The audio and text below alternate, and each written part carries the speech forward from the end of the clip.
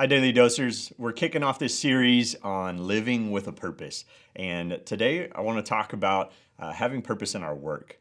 And I don't know if you remember your first job, but I do. My first job was shredding paper.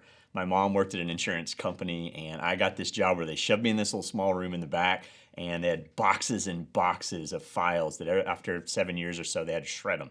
And I got paid $5 for filling up one of those large bags of paper. I thought that was a lot of money. Apparently, it took a really long time to fill up a bag. But since then, I've worked my way through high school and college. I've had tons of jobs. I've been a fast food cook. I've been a go-kart track attendant. I've been a pool guy, a hot tub repairman. I've done all kinds of things. But as I was pursuing originally a career in architecture, I chose that during my summers, I would learn how to build buildings so that it would make me a better architect. So I got this job as a concrete worker. One of the hardest jobs I've ever had, pushing concrete. It was an industrial job. We would do 30, 40-foot slabs of concrete, 1 foot thick. We'd tie up double stacks of rebar. And this was all done in Mississippi in the summer in 100% humidity. It was ridiculous. And work is hard. And I found that even though that was physically, manually hard labor, I've yet to find a job that's easy. No matter how hard you try, I think we could all agree that work is a curse. And it makes sense because we find that true in the Bible.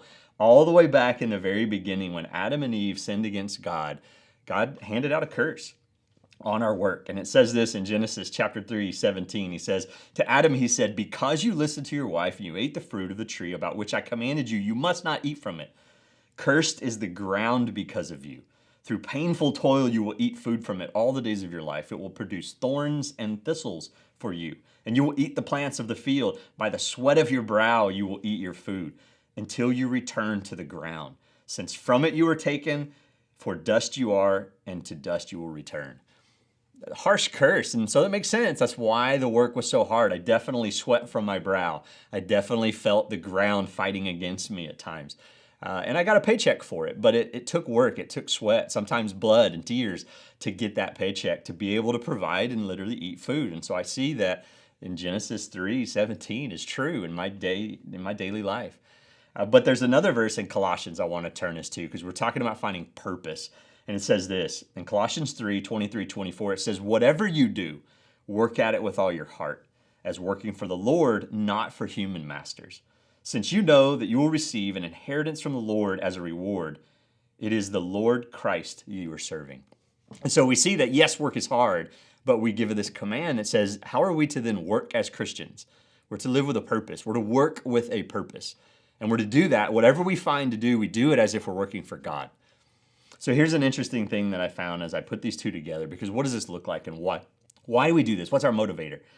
And I found this. Matthew Henry, in his commentary, has a brilliant way to contrast the curse with the cross. And I think this might give us a little bit of hope. He says this, did the curse come in with sin? Christ was made a curse for us. He died a cursed death. Did thorns come in with sin? He was crowned with thorns for us. Did sweat come in with sin?